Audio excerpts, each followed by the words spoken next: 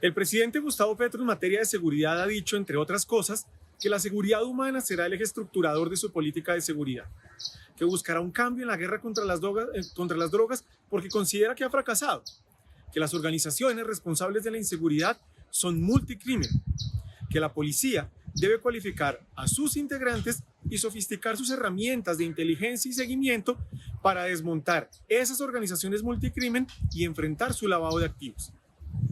Aunque sus anuncios no son inesperados, pues son coherentes con muchas de las intervenciones públicas que ha hecho, todas sus intenciones aún son muy generales. No se sabe, por ejemplo, cómo se van a aterrizar, cómo se van a financiar, cuáles serán los ajustes institucionales para hacerla realidad. No se sabe cuál será la distribución de las responsabilidades, entre otros interrogantes. Claro, no hay muchas respuestas porque el gobierno apenas comienza, pero que como sociedad discutamos todos estos aspectos no solo es sano, sino que además nos permitirá abordar temas neurálgicos que tenemos pendientes hace años. Uno de ellos son los enormes desafíos del narcotráfico urbano para la seguridad en las ciudades. Este es un asunto crítico, al menos por 5 razones. Primero, porque a pesar de sus imborrables e incontables huellas en nuestra historia, como sociedad no reconocemos abiertamente el poder que tiene el narcotráfico de camuflarse en diversos espacios de la vida diaria y cómo ha deformado ética y moralmente importantes sectores del país. Segundo, porque desde hace unos años ha imperado un eufemismo, el microtráfico, como una denominación para un negocio ilegal de enormes proporciones que mueve millones de dólares y traspasa fronteras.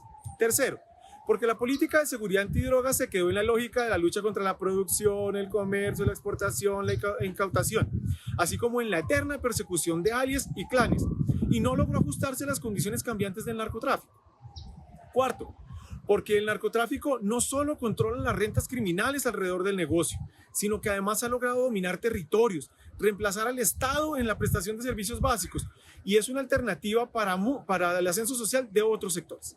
Quinto, por la incapacidad de definir con claridad una visión conjunta de cómo enfrentar el narcotráfico, cómo garantizar la seguridad, cómo afrontar el consumo y cuáles son las responsabilidades de las diferentes partes en todo esto. Bogotá es un claro ejemplo de estas dinámicas. La ciudad tiene unos poderosos canales de distribución de droga. Principalmente vienen desde el Valle y el norte del Cauca, desde Santander y Antioquia, y cuenta con una estructura logística bien armada. Las dos son difíciles de vigilar y desmantelar. El crimen organizado tiene diversos tipos de estructura que le dan flexibilidad a la hora de operar. Por ejemplo, hay estructuras muy organizadas con capacidades de logística y de distribución interna. Son jugadores viejos, con experiencia y sin la necesidad de entrar en disputas con bandas o por control territorial. Pero también hay unas estructuras que no tienen fuerza subregional, pero sí una presencia local. Son redes grandes, pero tienen que ejercer la violencia para no perder sus territorios. Hay otras de menor tamaño, principalmente por desdoblamientos de otras estructuras que no tienen capacidad logística ni de violencia, pero que sí se están disputando a la periferia. Incluso hoy hay estructuras mucho más discretas, cuya distribución se hace vía redes sociales o por encargo, es decir, son organizaciones a la carta. En Bogotá, el narcotráfico está alineado con unos negocios igual de ilegales, pero que tienen menos rechazo social. La extorsión que da seguridad, el loteo de tierras que da vivienda, el lavado de activos que da dinero en efectivo y capital para diversos negocios. Las capturas y la desarticulación de bandas no funcionan porque las estructuras se ajustan muy rápido y siguen operando. El narcotráfico tiene una capacidad de autogeneración impresionante. Estamos así ante un desafío mayúsculo. Para hablar sobre estos temas, esta noche en Planeta Bogotá hablaremos con Juan Carlos Flores, quien además de ser historiador, exconcejal, escritor, periodista y gran conocedor de nuestra ciudad, es el autor del libro Los que sobran, un ensayo en el que, entre otros temas, aborda cómo importantes multinacionales con la producción y la comercialización legal de opiáceos han ocasionado la muerte a más de 1 millón de personas en Estados Unidos por sobredosis.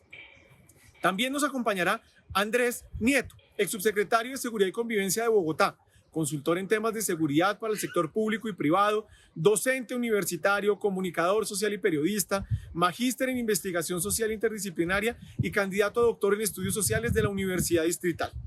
Esto pinta muy bien. Ya nos vemos en Planeta Bogotá.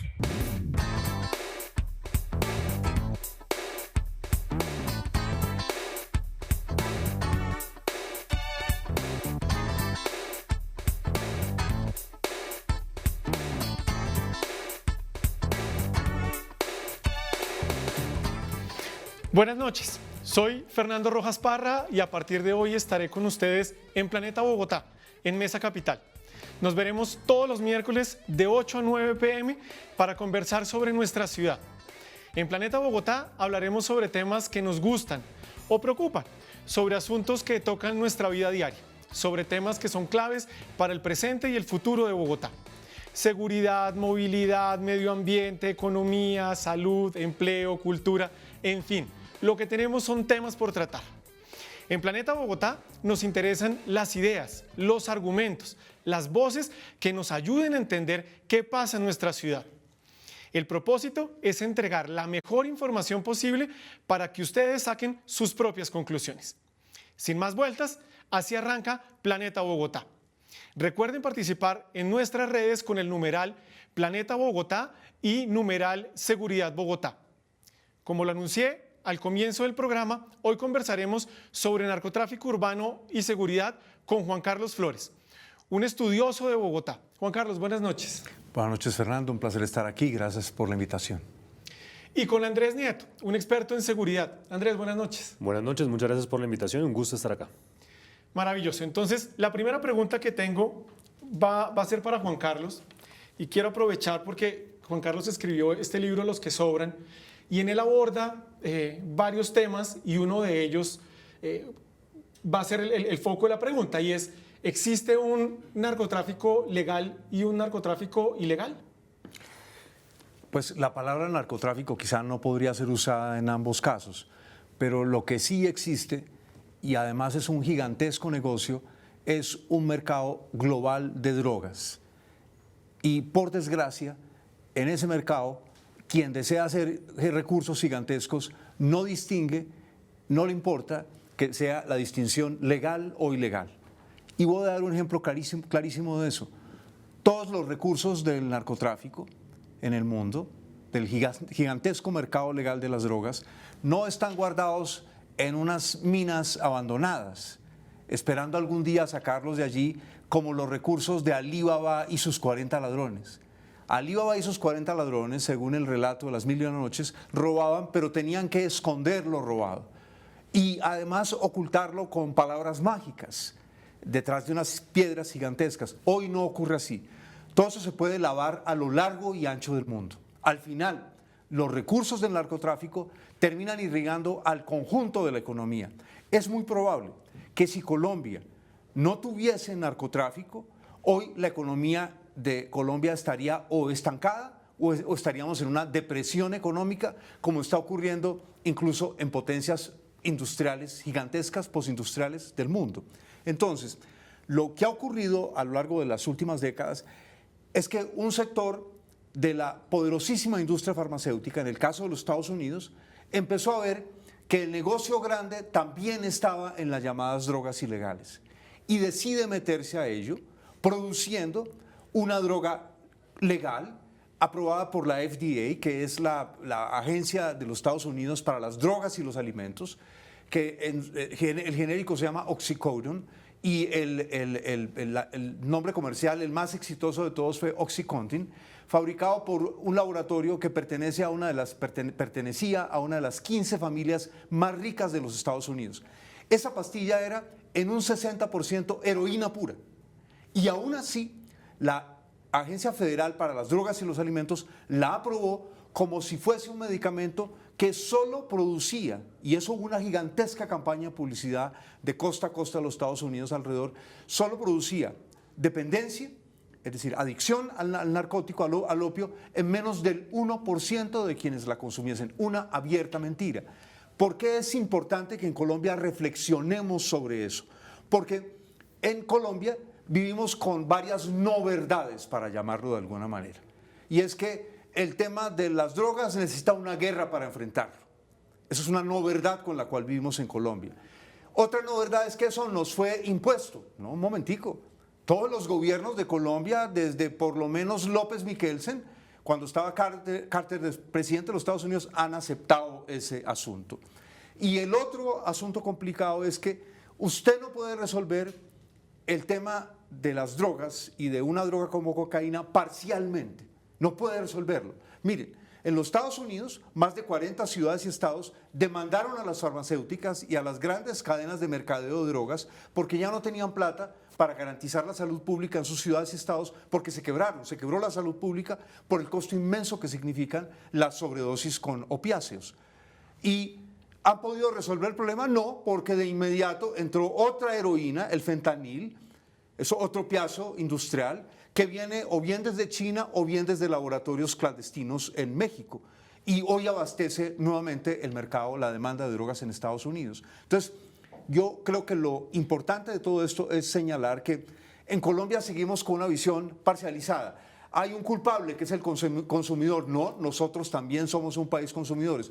Podemos arreglar determinados problemas en Colombia, por ejemplo, hacer la paz, llamar a los grupos de bandidos que venden drogas a gran escala en Colombia y entonces lo resolvemos. No, no puedes resolverlo si no hay una aproximación global a las drogas. Entre otras cosas, no puede ser un diálogo exclusivo, como se está volviendo a repetir. Ya van 2 delegaciones del gobierno de los Estados Unidos visitando el gobierno Petro, una en la posesión y otra ahora, pensando que eso va a ser una respuesta binacional y no global. De acuerdo. A partir de ese punto, Andrés, yo quisiera amarrarlo a lo siguiente. Colombia tiene una visión de la guerra contra el narcotráfico. El presidente Petro ha dicho que quiere un cambio. El gobierno norteamericano dice vamos a mantener la colaboración, pero despacio, ¿cierto? Esto sigue así. La pregunta aquí es, ¿usted cómo ve la realidad de esos anuncios del presidente Petro de modificar en principio unilateralmente la visión de la guerra contra las drogas? Bueno, es que sin duda alguna la gasolina hoy del problema de la seguridad nacional, que se distingue de la seguridad ciudadana, es el narcotráfico. Pero aquí también lo que hay que poner sobre la mesa es que llevamos más de 40 años intentando acabar el narcotráfico en una práctica militar. Y es evidente que no lo logramos. Pero además luego del proceso de paz con las FARC nos dimos cuenta que el único problema de este país no eran las FARC. Hay que resaltar que al cierre del gobierno Duque, si viene una disminución del 7% en el total de las hectáreas que en este momento están sembradas con coca y con insumos, hay un aumento en la producción del 8.3%. Entonces, aquí lo que tenemos es una tecnificación en la producción en masa de droga. Y lo ha dicho muy bien Juan Carlos. Nosotros tenemos que también quitarnos esa no verdad que el país es solo productor. Hoy tenemos consumo, pero no podemos llegar a criminalizar al consumidor. El proceso entonces de la seguridad y de la paz total que anuncia el presidente es válido si por fin tenemos un discurso integral sobre las drogas que pase a ver que no se trata de capturar o dar de baja a un cabecilla, porque esto ya no es un proceso ideológico. Aquí lo que hay es una renta criminal y delincuencial que es tan potente, que es tan rentable, que no importa cuántos cabecillas se den de baja o se capturen. En menos de una semana ya se reemplaza y funciona como en cualquier empresa, que si se va el gerente, lo reemplazan, si se va el mensajero, lo reemplazan. Resultado, eso de esos objetivos de valor, esos puntos blancos, esos grandes nombres y alias por los cuales se pagan bastantes recursos del Estado para poder darlos de baja, no dan resultado. ¿Cuál es la alternativa? Evidentemente este país tiene que dejar de ser doble moralista con las drogas y pensar que el problema de seguridad va mucho más allá en un estado que no llega a territorios donde la única opción que tiene un campesino muchas veces es acceder a esa renta delincuencial plantando, cultivando o demás, no porque quiera, sino porque el Estado nunca llega. Quien da la gobernanza criminal en este país en muchos territorios siguen siendo los grupos armados y eso es algo que también tienen que analizarse. Okay. Juan Carlos, al comienzo uno se veía o se entendía como que el narcotráfico era simplemente un problema o de países emergentes o de colombiano, boliviano, peruano, una cosa así. Pero una de las cosas que hemos ido encontrando en estos temas es que, por ejemplo, hoy ya hay laboratorios en República Checa, en Países Bajos, ¿cierto? En Europa ya se está produciendo también droga. Pero además de eso, se encuentran fenómenos de violencia asociados al control del negocio y al control territorial también en esas ciudades. ¿Cuál es el desafío que estamos teniendo nosotros realmente en esta relación entre el narcotráfico y la seguridad? Bien, hay una historia que nos hemos echado a nosotros mismos que no es cierta. Acaba de salir un estupendo libro que recomiendo de una colombiana que es profesora en una universidad del este de los Estados Unidos, la profesora Lina Brito, que se llama El boom de la marihuana, el estudio más sólido realizado hasta el momento de cómo surgió la etapa moderna del narcotráfico en la vida de Colombia y en su relación con los Estados Unidos. Y es claro en ese estudio que si no hubiese existido antes un contrabando que creó unas redes, creó unas prácticas del cual la gente aprendió en la costa caribe en la costa caribe y en el país, el contrabando del café, que fue fuertísimo en la Colombia de los años 40 y 50, no hubiera podido montarse de manera tan rápida para abastecer los mercados en Estados Unidos, el cultivo y el contrabando desde Colombia. Eso en un primer elemento para poner frente a sus televidentes esta noche. Pero al mismo tiempo, yo creo que es muy importante resaltar, Colombia tiene 3 plagas. Y esas plagas son la corrupción en primer lugar. La corrupción. Aquí quitamos el narcotráfico mañana y queda la corrupción, que es la industria más potente que existe hoy en Colombia.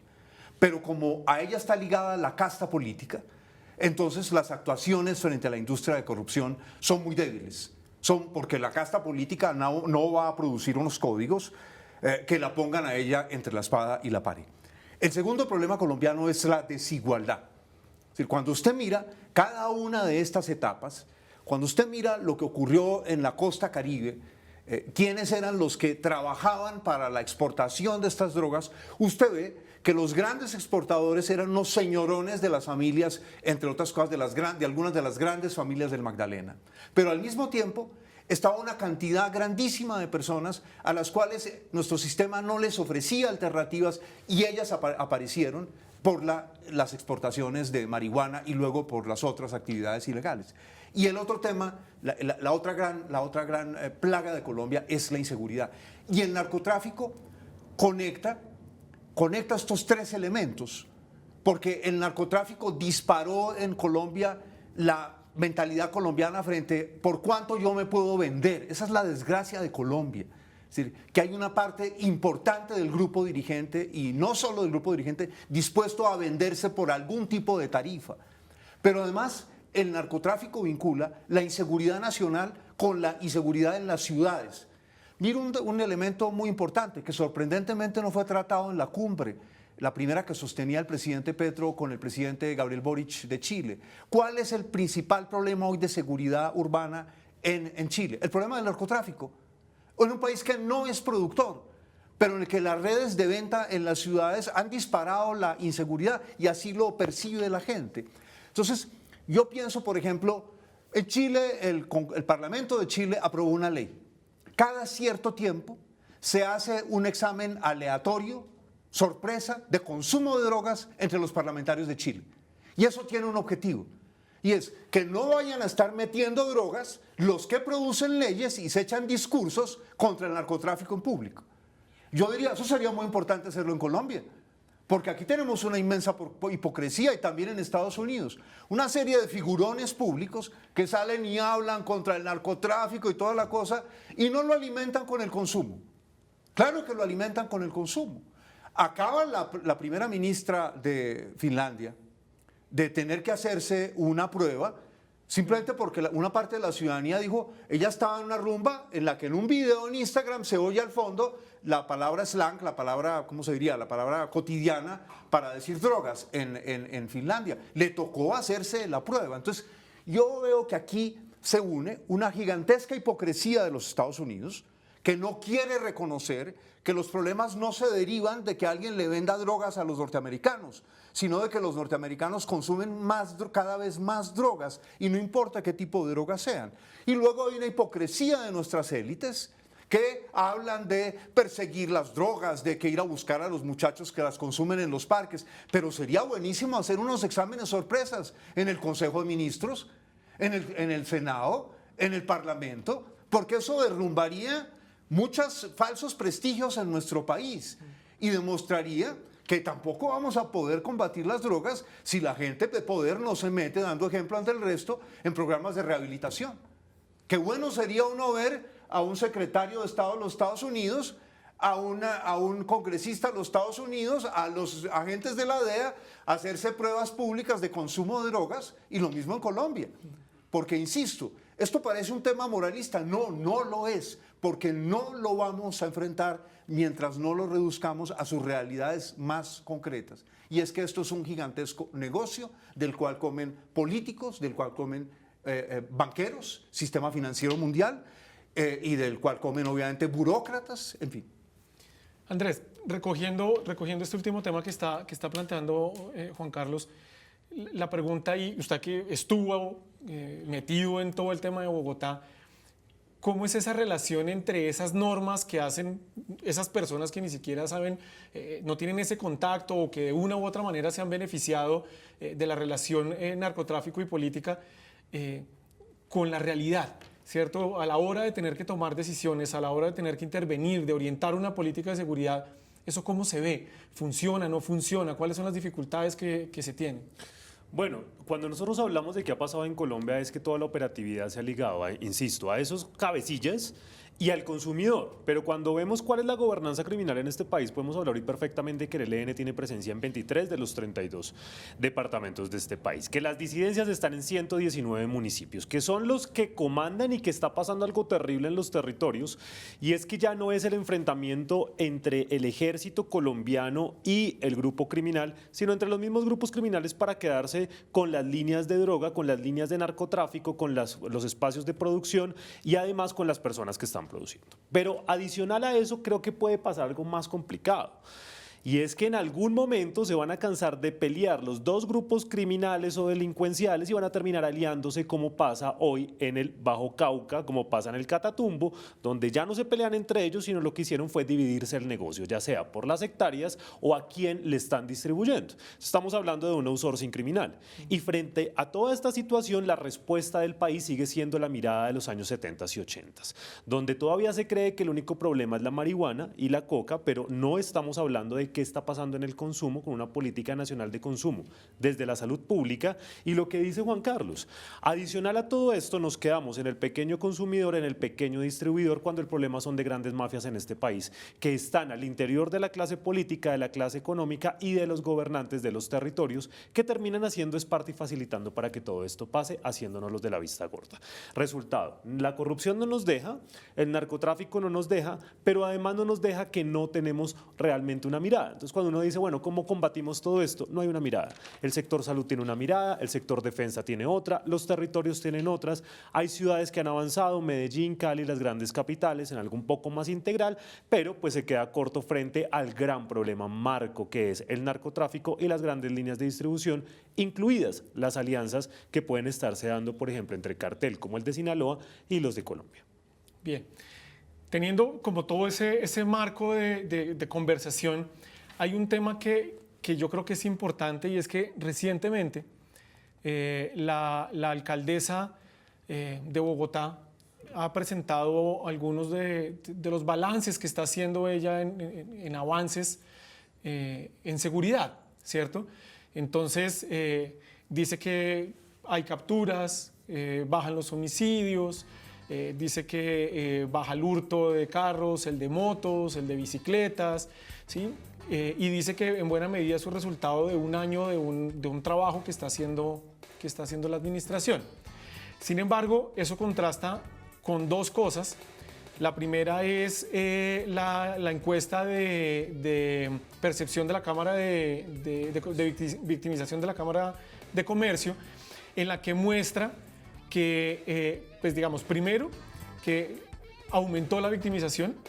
Segundo, que la gente perdió la confianza en el barrio, se siente insegura en el barrio.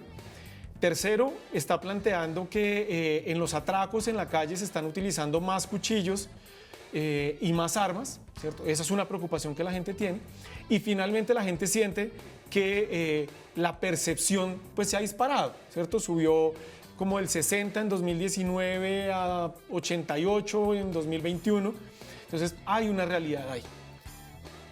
¿Cómo explicar ese divorcio, ¿cierto? Como ese abismo que hay entre la seguridad que está, el balance de seguridad que presenta la alcaldesa y lo que está sintiendo la gente en la calle? Juan Carlos. Es que hay un síndrome del carro blindado. describamos un carro blindado en el cual se mueve todo este aparato burocrático nacional y local, porque eso se volvió una moda. Es decir, tener carro blindado no es un elemento para la seguridad. Yo nunca lo tuve y nunca me pasó nada. En Bogotá, por supuesto, en otros lugares del país, un líder social, esos no lo tienen además. Quien verdaderamente está amenazado en Colombia no tiene los carros blindados. Entonces, el carro blindado tiene además unos vidrios gruesísimos, ¿cierto? Y obviamente el estatus social sube en la medida en que tienes el más alto blindaje o un blindaje intermedio o un blindaje pichurrio que la gente consigue es para no tener pico y placa, ¿cierto? Porque esos carros no tienen pico y placa y se volvió otro símbolo de estatus social en determinados grupos. En el caso de Bogotá, claramente, seguramente que en otras capitales también ocurre así. Entonces, cuando tú te metes en un carro blindado, ya no solamente no oyes, sino que no ves a la gente y la gente no te puede ver. Mire un dato del arribismo espantoso colombiano. Usted va por Londres y usted puede ver de pronto que la gente señala, ve, ahí va el príncipe Carlos, va en un Rolls Royce, ¿sí? Sí, elegantísimo y todo, pero los vidrios no están polarizados. Y allá hay amenazas del extremismo islámico y todo ese tipo de cosas. Aquí yo no sé por qué les dio, como delincuentes, esconderse detrás de vidrios polarizados. De manera que eso va reduciendo el contacto con la realidad. Dejas de ver cómo vive realmente el resto de la sociedad. Porque a ellos además les llega su chequecito, independiente de que rindan o no rindan, ¿sí? No tienen encima un jefe que les va a decir es que si usted no produce esto, se va de patitas a la calle porque hay una cantidad inmensa de personas que necesitan este trabajo. Entonces, el lío es que tenemos una casta gobernante que incluso si vienen de los sectores populares o las clases medias, olvidan ese origen social, porque inmediatamente se rodean de todos esos privilegios y empiezan una cantidad de aduladores. Hay gente que es experta en adular. Pasan los gobiernos y usted los ve, con cada gobierno inmediatamente adquieren su puestecito o su gran contrato. Y entonces les empiezan a decir que todo está bien, que esos no sé quién en la radio tal o en el periódico tal o ese columnista amargado y bilioso, pero que las cosas están divinamente. Entonces, ¿en qué es lo que tenemos en Bogotá? Un continuo deterioro de la seguridad en los temas más graves para la gente. Y todos los alcaldes se han centrado astutamente en un indicador que, con excepciones de unos pocos años, baja automáticamente, porque son procesos que no dependen de políticas en el caso de las grandes ciudades. Eso está demostrado en Estados Unidos, donde se analizó en la gran explosión de homicidios que hubo en los años 80. Y después no hay un consenso en los Estados Unidos de por qué disminuyeron esos homicidios. Entonces, como los homicidios van a la baja, todos los alcaldes astutamente aquí dicen en Bogotá que se van a centrar en los homicidios y mira el logro, pero las cosas que le afectan a la gente que no va en carro blindado, ¿cierto? Los robos a las residencias, los robos de carros, ¿cierto? Los atracos callejeros que afectan cualquier propiedad que usted tenga. A una persona que se gana 50 millones y además le pasan otra plata por los chancucos en los que está metido, le importa un carajo perder el celular. Pero para una persona que ha ahorrado, para un joven, para una persona que trabaja, eso es una pérdida inmensa. O la bicicleta. Es decir, con esta carestía además que hay hoy, que eso ellos no saben lo que es la carestía. Es decir, la gente va hoy a la tienda o va a comprar las verduras y ya no le alcanza ninguna plata. Cada vez se reducen más las personas en las compras. Entonces, yo sí creo que hoy hay un avance de la inseguridad en Bogotá que está asociada, entre otras cosas, a un diagnóstico anticuado de ella.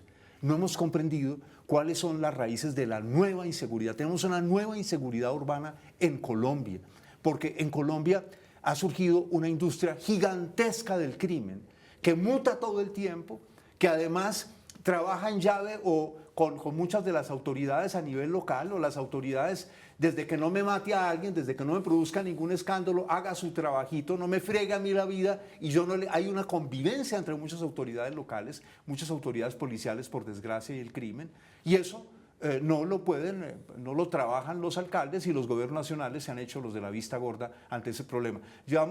Santos fue una etapa perdida para la reducción de la inseguridad en las ciudades. Salvo como cuando atracaron a alguien, recordarán ustedes a una señora ahí en Rosales, al lado del edificio donde él vivía, que militarizó la ciudad y todo. Eso no les importa. Desde que a ellos no les toque, no les importa. Duque fue una etapa perdida. Ojalá no lo sea bajo el gobierno del presidente Petro.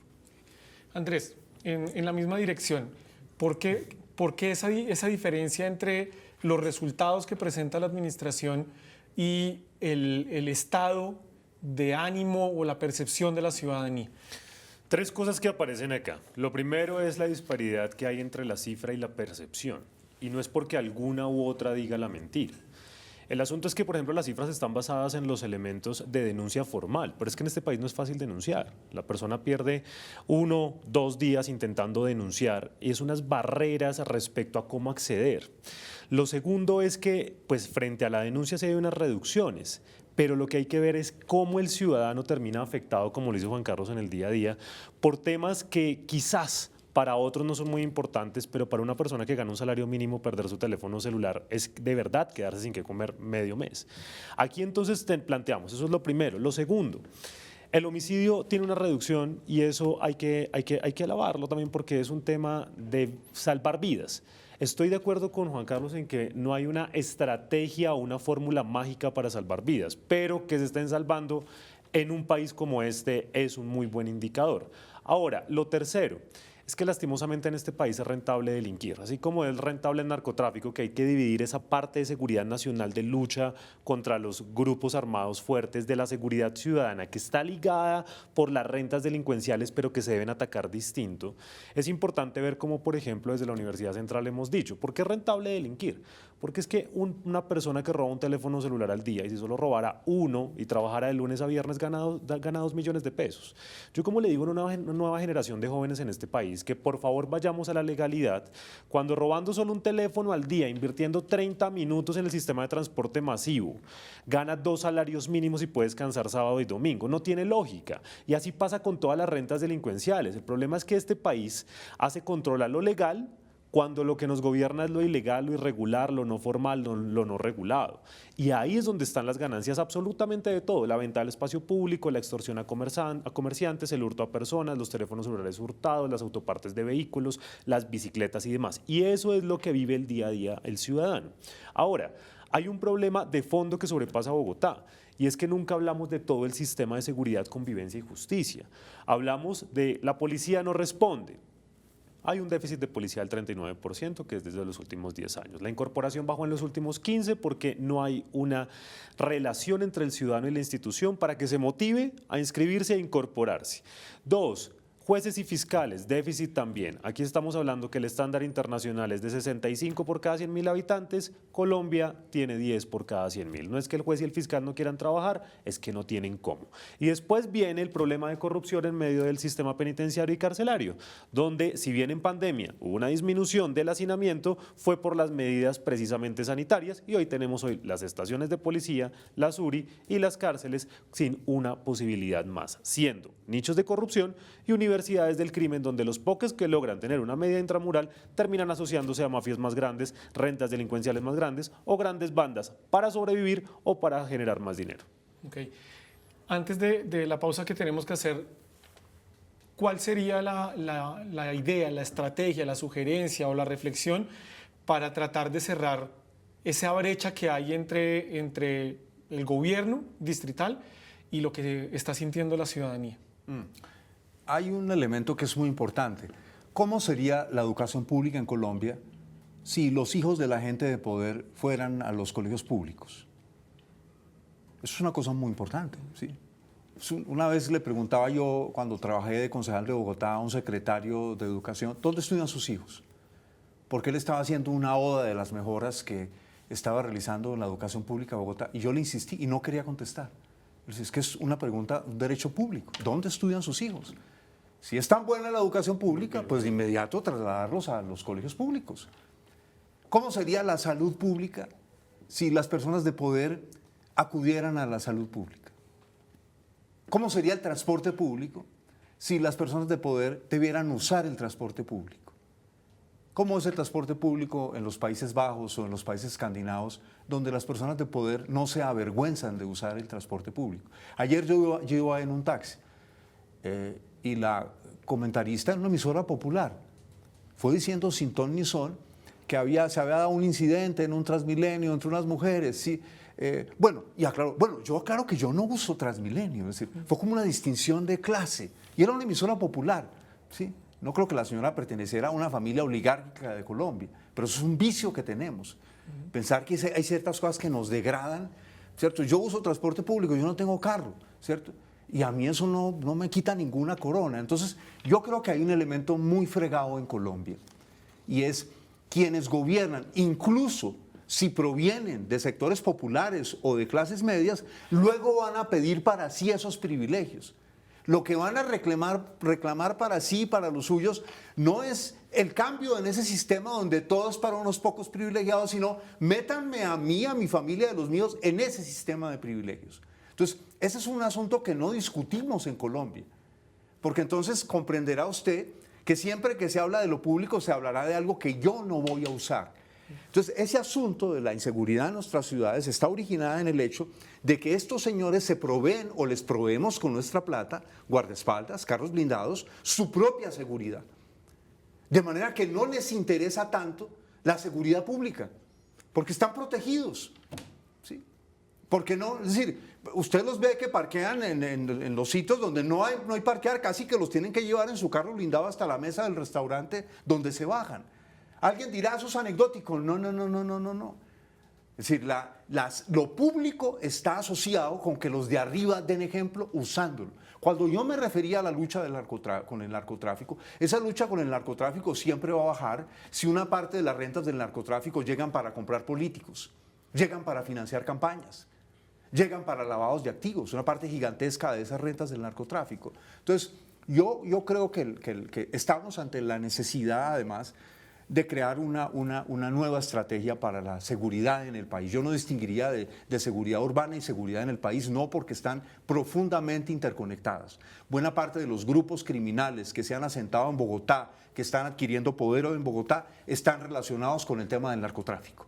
Sí, el narcotráfico tiene un poder inmenso y logra aglutinar a su alrededor otras variedades delincuenciales, porque él además encuentra campo para inversión, para ampliar sus inversiones. Eso es como cualquier compañía que se extiende, una compañía que antes tenía un banco, luego tiene una revista, también vende chitos, eso es muy común en el mundo.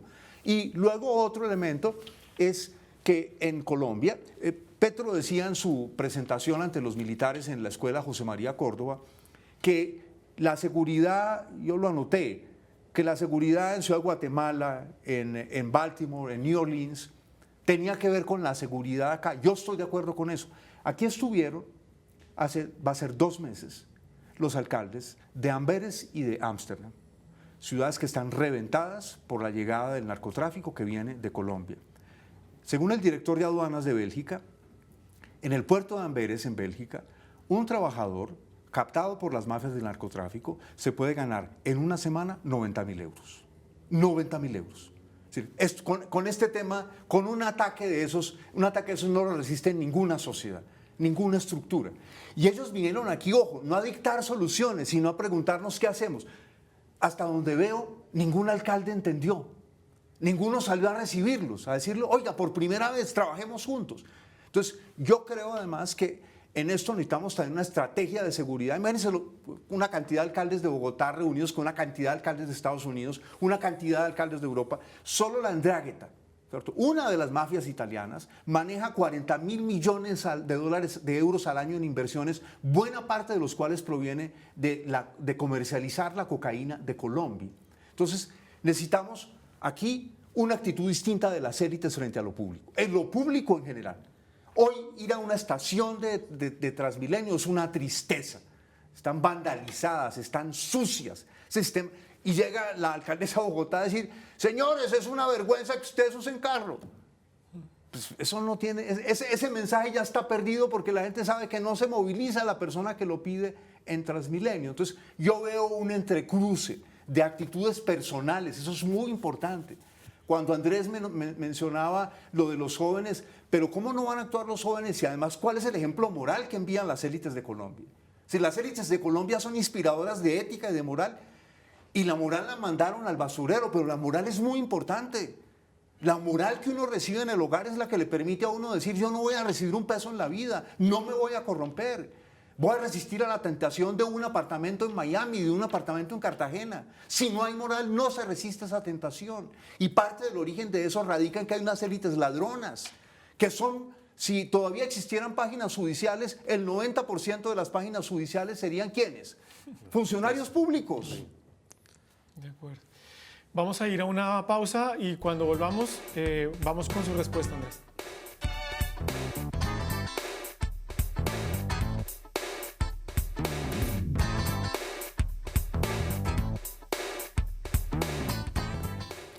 Bien, volvemos. Andrés, para recordar la pregunta, ¿cuál sería como la recomendación, la sugerencia, la estrategia para poder cerrar ese espacio que hay hoy entre lo que presenta la administración como logro y lo que la ciudadanía está sintiendo, percibiendo en el día a día? Bueno, sin duda alguna el gobierno nacional tiene que jugar un tema y tiene que jugar directo en ver qué va a pasar con todo el sistema de seguridad, convivencia y justicia. Dos, es clave dejar de pensar que la seguridad es una causa, la inseguridad o la seguridad es una consecuencia de cosas de otros sectores que funcionan o no. Si no hay una política de educación, vivienda, empleo, sin corrupción, pues no vamos a tener un asunto de seguridad. Retomando las palabras del presidente, él hablaba de seguridad humana. Claridad, la seguridad humana está teorizada y además enfocada desde Naciones Unidas en la Resolución 61 del 2005.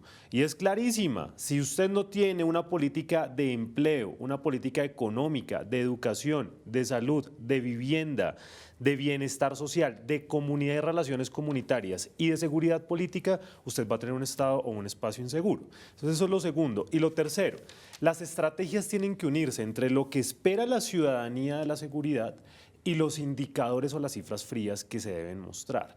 Esa conjunción de las dos cosas pasa por escuchar en los territorios las necesidades.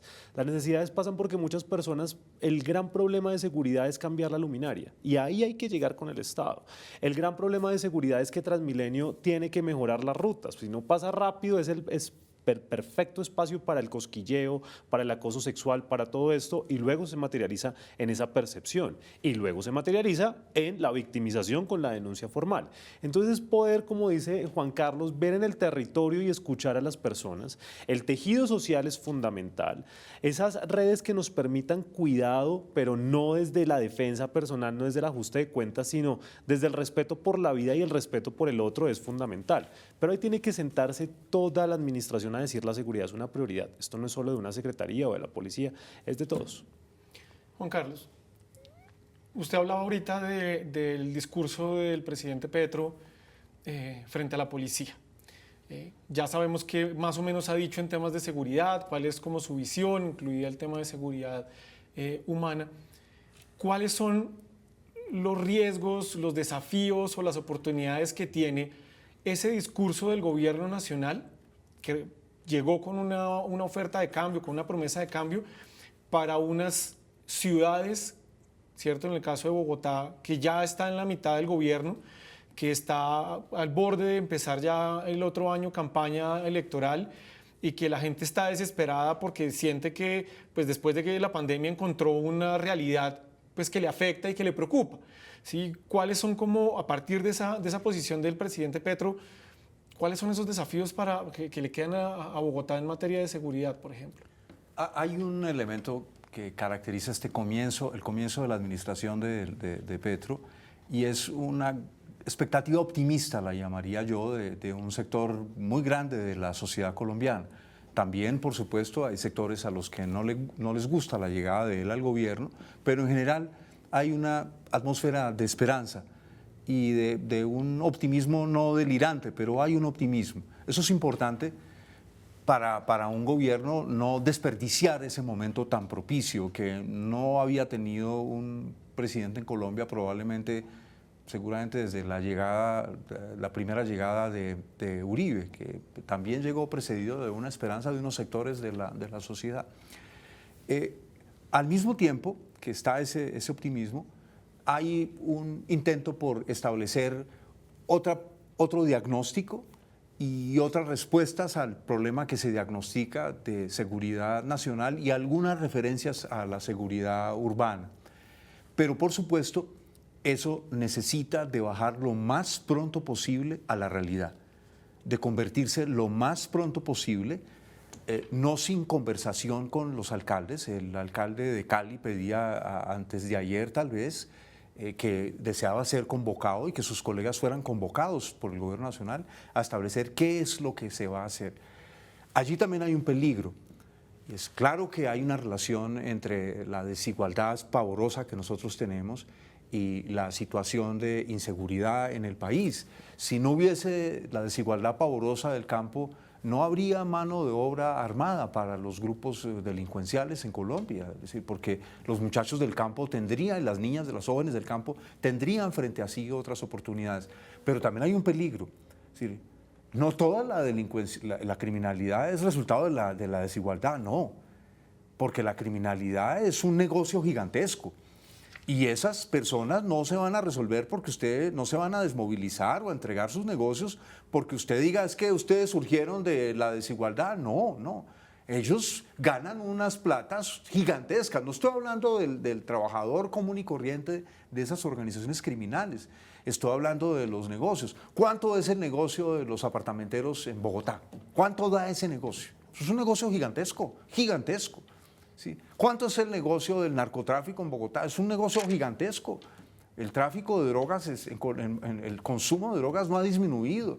Todas las encuestas señalan que él está al alza. Disminuyen algunas drogas, alguna droga sintética que pasa de moda y es reemplazada por otra. Entonces, yo creo que en ese rápido paso de unas grandes ideas a unas acciones, un diagnóstico muy preciso y unas acciones muy concretas, está un desafío muy grande, porque de lo contrario, si las organizaciones criminales sienten que aquí esto se va a tender todo el tiempo puentes con ellos, podemos tener un efecto muy dañino, no esperado, no deseado, no buscado por el gobierno, y es que se dispare la criminalidad en las grandes ciudades. Porque las organizaciones criminales son muy elásticas, y ahí está su inmensa fortaleza. Reaccionan a cualquier cambio de las autoridades. ¿Por qué se mataron los policías en Bogotá? Porque no se cumplían los protocolos. Los policías iban a requisar a la gente sin pedirle antes levante los brazos. Vimos los videos, hubo unos errores gravísimos allí. Y entonces los tipos sacaban las armas y pum, pum.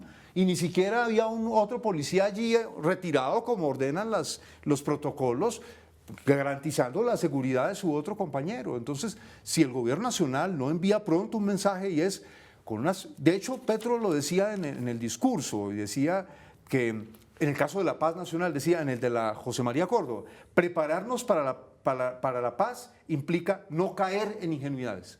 Yo le pediría al gobierno nacional, preparándose para trabajar la inseguridad urbana, cuidado con ir a caer en ingenuidades porque se nos puede disparar la criminalidad urbana. Okay.